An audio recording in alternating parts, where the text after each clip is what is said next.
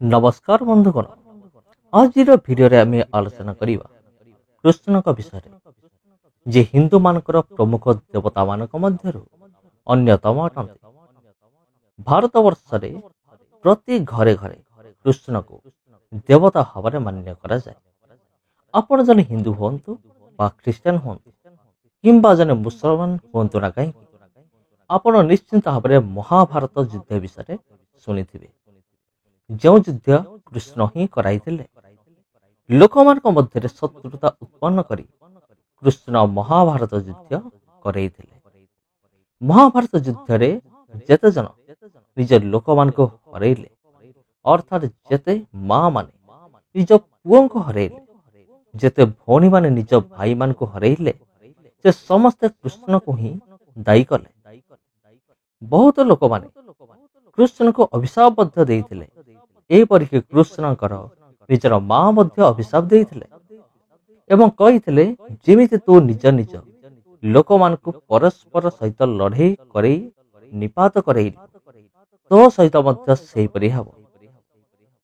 जेतेबेले महाभारत युद्ध समाप्त हला सेतेबेले कृष्ण निज नगर मथुरा को प्रत्यावर्तन करथिले। जेतेबेले से मथुरा रे शांति रे रहियाकु लागिले सेतेबेले जरासंध नाम जने राक्षस कृष्ण को नगरी को आक्रमण करि देइथिला। केवल थरे नुहे जरासंध बारंबार आक्रमण करियाकु लागिला। लेखा अछि जरासंधर बारंबार आक्रमण फल कृष्ण भयभीत होई जाइथिले आउ सेठारु पलायन करिथिले। देखंतु निजको ईश्वर बोली कहूथबा कृष्ण डरी गले आ भयभीत होई पलायन कले। जेते लोक बंची जाइथिले सेमानकु नै द्वारिका नगर गठन करथिले, जो नगर समुद्र रे थिला। कृष्णकर जो पुत्र मान थिले सेमाने बहुत द्रुत एवं दुष्ट प्रकृतिर थिले। सेमाने समस्त को हैरान करुथिले, गली गली मध्य शत्रुता रखुथिले। जेतेबेले कृष्ण द्वारिकार शांति रे थिले सेतेबेले किछि मुनि ऋषि सेठाकु आसीथिले। कृष्णकर पुत्र माने सेही मुनि ऋषि मानकु मध्य हैरान करिबा आरंभ करि दैथिले। कृष्णकर पुत्र एक स्त्री वेश धारण करी निज पेटरे कपड़ा देई ता मध्य एक लुहा को रखी मुनि ऋषि मान को एक प्रश्न पचारिथिले। आउ एवान को मुनि ऋषि मान को श्रीकृष्णकर पुत्र प्रश्न पचारिथिले, एई स्त्री गर्भवती अछि, तेनु कुह तो देखि या गर्भरे पुओ अछि ना झियो अछि।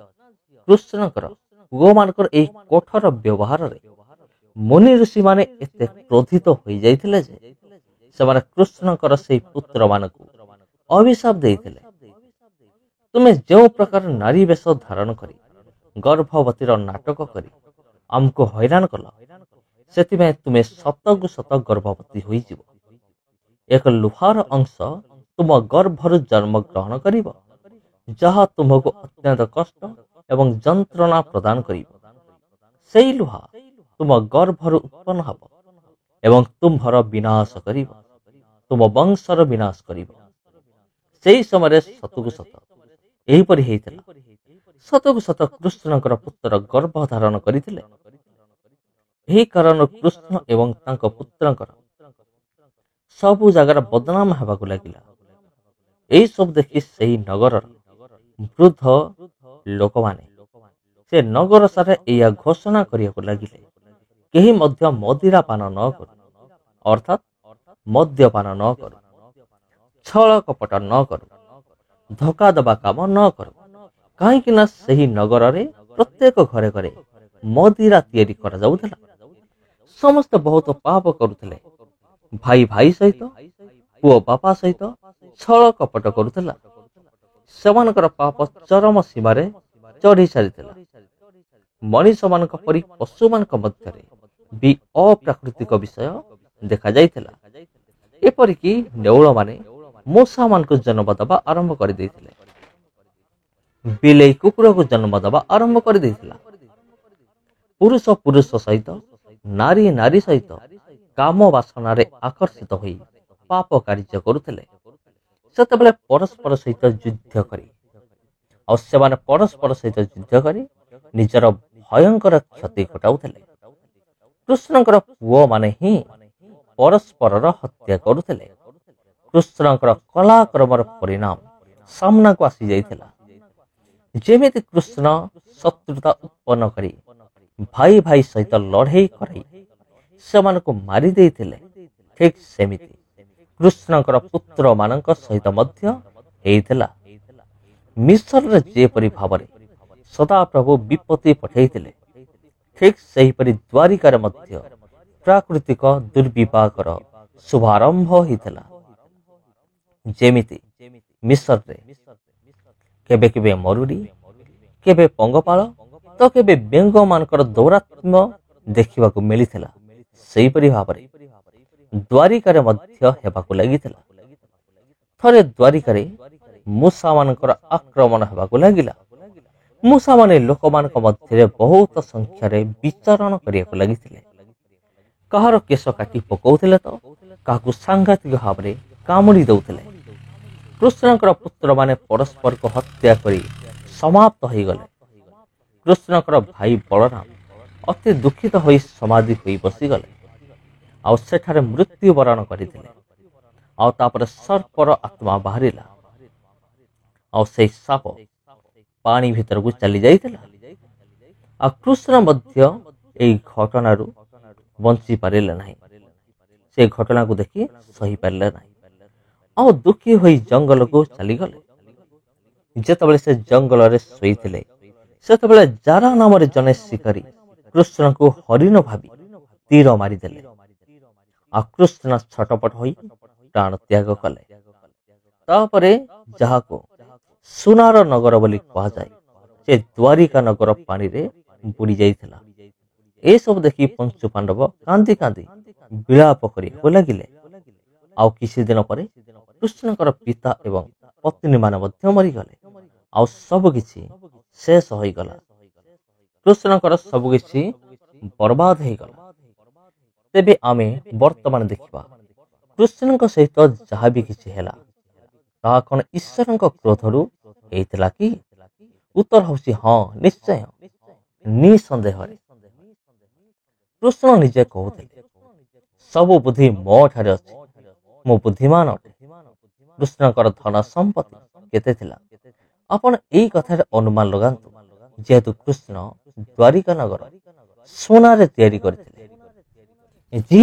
ତାର 28 ପର୍ବ 4 ପଦରୁ 7 ପଦ ଏଠାରେ ଏପରି ଲେଖାଯାଏ, ତୁମ୍ଭେ ଆପଣା ଜ୍ଞାନ ଦ୍ୱାରା अपना बुद्धि द्वारा धन प्राप्त होइछ और अपना भंडार रे सुना रूपा संचय करियछ। 5 पद, तुम्भे अपनार महाज्ञान द्वारा और वाणिज्य द्वारा अपनार धन बढ़ाइछ आ तुम्भर धन सकाशु तुम्भर चित्त गर्वित होइछ। 6 पद, एथिपाई प्रभु सदा प्रभु यही कथा कहते, तुम्भे अपना चित्त को ईश्वर चित्त तुल्य बोली मनिबा हेतु। 7, देख आम्भे विदेशी मान गोष्ठीगण मध्य भयंकर लोक मान तुम्भ विरुद्ध आनिबा, तहिरे सेमान तुम्भर ज्ञान रूप सौंदर्यर प्रतिकूल आपण अपना खड्ग निष्कर्ष करिवे और तुम्भर शोभा भ्रष्ट करिवे। 7 पद लेखा अछि जे भयंकर लोक मान तुम्भ विरुद्ध आनिबा। मु आपनक अवगति निमंते जणाई देउछि जे जरासंध जे कृष्ण उपरे बारंबार आक्रमण करिथिले, से कृष्णकर नगररू नारी मानक मध्य जबरदस्त उठे नि जाउथिले आ से नारी मानक प्रति बहुत क्रूर थिले। आ 28 पर्वर 8 पद एठारे एपरि लेखा जाए, सेमान तुम्भको गर्त को ओल्हाई आनिबे और तुम्हें समुद्र मानकर मध्य स्थान रे हत लोक मानक मृत्यु तुल्य मृत्यु भोग करिब। द्वारिका नगर क्योंठारे थिला? समुद्र रे ही थिला। आ ता क्योंठारे बुड़ी गला? समुद्र रे। आजिकल हिंदू माने कहती समुद्र भीतर मिलिला आमर द्वारिका नगरी। देख आमर धर्म केते पुरातन अटे। ତେବେ ଦ୍ୱାରିକା ନଗର ସମୁଦ୍ରରେ ବୁଡ଼ିଲା କାହିଁକି? ଏହି ଉପରେ ମଧ୍ୟ ଟିକେ ଧ୍ୟାନ ଦିଅନ୍ତୁ। ଯେଉଁ ଖ୍ରୀଷ୍ଟିଆନ ମାନଙ୍କୁ ତୁମେ ଭାରତରୁ ବାହାର କରିଦେବା କଥା କହୁଛ, ସେ ଖ୍ରୀଷ୍ଟିଆନ ମାନଙ୍କ ଈଶ୍ୱର ହିଁ ଦ୍ୱାରିକା ନଗରକୁ ସମୁଦ୍ରରେ ବୁଡ଼େଇ ଦେଇଥିଲେ। ଯଦି କୃଷ୍ଣ ନିଜକୁ ଈଶ୍ୱର ବୋଲି କହିଥିଲେ, ତାର ଅର୍ଥ ଏୟା ନୁହେଁ ଯେ ସେ ପ୍ରକୃତରେ ଈଶ୍ୱର ଥିଲେ। ସେ କେବଳ ମାତ୍ର ମନୁଷ୍ୟ ହିଁ ଥିଲେ। ଯେମିତିକି ଜିଜିକଲ 28 ପର୍ବ 2 ପଦରେ ଲେଖା ଅଛି, ହେ ମନୁଷ୍ୟ ସନ୍ତାନ, ତୁମେ ଈଶ୍ୱରର ଅଧିପତିକୁ କୁହ। ପ୍ରଭୁ ସଦାପ୍ରଭୁ ଏହି କଥା କହନ୍ତି, ତୁମ୍ଭର ଚିତ୍ତ ଗର୍ବିତ ହୋଇଅଛି ଓ ତୁମ୍ଭେ କହିଅଛ, ମୁଁ ଈଶ୍ୱର ଅଟେ। ମୁଁ ସମୁଦ୍ରମାନଙ୍କ ମଧ୍ୟ ସ୍ଥାନରେ ଈଶ୍ୱରଙ୍କ ଆସନରେ ବସିଅଛି। ମାତ୍ର ତୁମ୍ଭେ ଆପଣା ଚିତ୍ତକୁ ଈଶ୍ୱରଙ୍କ ଚିତ୍ତ ତୁଲ୍ୟ ବୋଲି ମଣିଲେ ହେଁ ତୁମେ ତ ଈଶ୍ୱର ନୁହଁ, ମନୁଷ୍ୟ ମାତ୍ର ଅଟ। ମହାଭାରତରେ କୃଷ୍ଣ କହିଥିଲେ, ମୁଁ ହିଁ ପରମ ପ୍ରଧାନ ଅଟେ, ମୁଁ ହିଁ ଈଶ୍ୱର ଅଟେ, ମହାତ୍ମା ଅଟେ। କିନ୍ତୁ ଗୋଟିଏ କଥା ବୁଝି ହେଉନି, ଯିଏ ନିଜକୁ ପରମାତ୍ମା ବୋଲି କହୁଛି, ତାର ଏପରି କଣ ଆବଶ୍ୟକ ହେଲା ଯେ ସେ ଅସଂଖ୍ୟ ନାରୀମାନଙ୍କ ଠାରୁ ଶାରୀରିକ ସୁଖ ପାଇବାକୁ ପସନ୍ଦ କରିବ? କୃଷ୍ଣଙ୍କର 8 ଜଣ ପ୍ରଧାନ ପତ୍ନୀ ଥିଲେ। ସେମାନଙ୍କ ନାମ ହେଉଛି ରୁକ୍ମିଣୀ, ସତ୍ୟଭାମା, ଜମ୍ବାବତୀ, କାଳିନ୍ଦୀ, ମିତ୍ରବିନ୍ଦା, ନଗ୍ନଜିତ, ଯାହାକୁ ସତ୍ୟା ବୋଲି ମଧ୍ୟ କୁହାଯାଏ, ଭଦ୍ରା, ଲକ୍ଷ୍ମଣା, ଯାହାକୁ ମାନ୍ଦ୍ରା ବୋଲି ମଧ୍ୟ କୁହାଯାଏ। ଆଉ ଏମାନେ କୌଣସି ପ୍ରକାର ଈଶ୍ୱର ନୁହନ୍ତି, ମାତ୍ର ପଥଭ୍ରଷ୍ଟ କରୁଥିବା ବ୍ୟକ୍ତି ଅଟନ୍ତି। କାରଣ ଦେଖନ୍ତୁ, ବଳରାମ ଯେତେବେଳେ ମରିଗଲେ, ସେତେବେଳେ ତାଙ୍କଠାରୁ ସର୍ପ ନାମକ ସରୀସୃପ ବାହାରିଥିଲା। ଆଉ ପ୍ରକାଶ ବାକ୍ୟ 16 ପର୍ବର 13 ପଦ ଯଦି ଆମେ ପଢିବା, ସେଠାରେ ଏପରି ଲେଖାଯାଏ, ତତ୍ପରେ ମୁଁ ଦେଖିଲି ସର୍ପର ମୁଖରୁ, ପଶୁର ମୁଖରୁ ଓ ଭଣ୍ଡ ଭାବବାଦୀର ମୁଖରୁ ବେଙ୍ଗ ପରି 3ଟି ଅପବିତ୍ର ଆତ୍ମା ବାହାରିଲେ। ଦେଖନ୍ତୁ, ଯେତେବେଳେ ଦ୍ୱାରିକା ନଗର ପାଣିରେ ବୁଡ଼ିଗଲା, ସେତେବେଳେ କୃଷ୍ଣଙ୍କର ନିଜ ଲୋକମାନେ ଛାଟିପିଟି ହୋଇ ରୋଦନ କରୁଥିଲେ। ଏହା ଜିଜିକଲରେ ଲେଖା ଅଛି, ଜିଜିକଲ 27 ପର୍ବ 26 ପଦରୁ 31 ପଦ। ତୁମ୍ଭର ନାବିକମାନେ ତୁମ୍ଭକୁ ଗଭୀର ଜଳ ମଧ୍ୟକୁ ଆଣି ଅଛନ୍ତି। ପୂର୍ବୀୟ ବାୟୁ ସମୁଦ୍ରମାନଙ୍କ ମଧ୍ୟସ୍ଥଳରେ ତୁମ୍ଭକୁ ଭାଙ୍ଗି ପକାଇଅଛି। 27 ତୁମ୍ଭର ଧନ ଓ ତୁମ୍ଭର ବାଣିଜ୍ୟ ଦ୍ରବ୍ୟ, ତୁମ୍ଭର ବାଣିଜ୍ୟ, ତୁମର ନାବିକଗଣ ଓ ତୁମର କର୍ଣ୍ଣଧାରମାନେ, ତୁମର ଛିଦ୍ର ବଟାଳିବା ଲୋକମାନେ ଓ ତୁମ୍ଭର ବାଣିଜ୍ୟ ଦ୍ରବ୍ୟ ଧରିବା ଲୋକମାନେ, ଆଉ ତୁମର ମଧ୍ୟବର୍ତ୍ତୀ ଯୋଦ୍ଧା ସମସ୍ତେ, ତୁମର ମଧ୍ୟବର୍ତ୍ତୀ ସମସ୍ତ ସମାଜ ସହିତ ତୁମ୍ଭର ପତନ ଦିନ ସମୁଦ୍ରମାନଙ୍କ ମଧ୍ୟସ୍ଥଳରେ ପତିତ ହେବ। 28 ତୁମ କର୍ଣ୍ଣ ଧାରଗଣର କ୍ରନ୍ଦନ ଶବ୍ଦରେ ଉପନଗର ସମୂହ କମ୍ପିତ ହେବେ। 29 ପୁଣି ଆହୁଲା ଧରିବା ସମସ୍ତ ଲୋକ, ନାବିକମାନେ ଓ ସମୁଦ୍ରସ୍ଥ କର୍ଣ୍ଣଧାର ସମସ୍ତେ ଆପଣା ଆପଣା ଜାହାଜରେ ଓହ୍ଲାଇ ଆସି ସ୍ଥଳରେ ଠିଆ ହେବେ। 30 ପୁଣି ତୁମ୍ଭ ଉଦ୍ଦେଶ୍ୟରେ ଆପଣାମାନଙ୍କ ଶବ୍ଦ ଶୁଣାଇ ଅତିଶୟ କ୍ରନ୍ଦନ କରିବେ ଓ ସେମାନେ ଆପଣା ଆପଣା ମସ୍ତକରେ ଧୂଳି ପକାଇ ଭସ୍ମରେ ଗଡ଼ିବେ। 31 ଆଉ ସେମାନେ ତୁମ୍ଭ ସକାଶୁ ମସ୍ତକ ମୁଣ୍ଡନ କରି କଟି ଦେଶରେ ଚଟ ବାନ୍ଧିବେ, ଆଉ ତୁମ୍ଭ ସକାଶୁ ପ୍ରାଣର ବିକଳତାରେ ରୋଦନ କରି ଅତିଶୟ ବିଳାପ କରିବେ। ତେବେ ପ୍ରିୟ ବନ୍ଧୁଗଣ, ଖ୍ରୀଷ୍ଟରେ ପ୍ରିୟ ଭାଇ ଏବଂ ଭଉଣୀମାନେ, ଆଉ ଗୋଟେ ବିଷୟ କହି ରହୁଛି ଲାଷ୍ଟରେ, ଯେ ହିନ୍ଦୁମାନଙ୍କର ପ୍ରମୁଖ ଦେବତା ବିଷ୍ଣୁ ଏବଂ କୃଷ୍ଣ ଦୁଇ ଜଣକୁ ସମାନ ରୂପରେ ମଧ୍ୟ ହିନ୍ଦୁ ଧର୍ମ ଶାସ୍ତ୍ରରେ ବର୍ଣ୍ଣନା କରାଯାଏ। କାରଣ ହିନ୍ଦୁମାନେ କହନ୍ତି କୃଷ୍ଣ ହେଉଛନ୍ତି ବିଷ୍ଣୁଙ୍କର ଅବତାର ବୋଲି। ତେବେ ଯଦି ଆମେ ବିଷ୍ଣୁଙ୍କ ବିଷୟରେ ବି ଦେଖିବା, ସେ ସମୁଦ୍ରର ମଧ୍ୟ ସ୍ଥାନରେ ହିଁ ବାସ କରନ୍ତି ଏବଂ ତାଙ୍କର ପତ୍ନୀ ଲକ୍ଷ୍ମୀ ସେ ମଧ୍ୟ ସମୁଦ୍ରର ମଧ୍ୟ ସ୍ଥାନରେ ବାସ କରନ୍ତି। ଆଉ ସମୁଦ୍ର ମଧ୍ୟ ସ୍ଥାନରେ କେଉଁ ନଗର ଥିଲା? ଦ୍ୱାରିକା ନଗର ଥିଲା। ତେବେ ସମସ୍ତଙ୍କୁ ଖ୍ରୀଷ୍ଟ ପ୍ରେମରେ ଆନ୍ତରିକ ନମସ୍କାର। ତ ପୁଣି ଦେଖା ହବ ଆପଣଙ୍କ ସହିତ ଆଉ ଗୋଟେ ଭିଡ଼ିଓରେ ଆଉ ଗୋଟେ ଅଧ୍ୟାୟ। ନମସ୍କାର।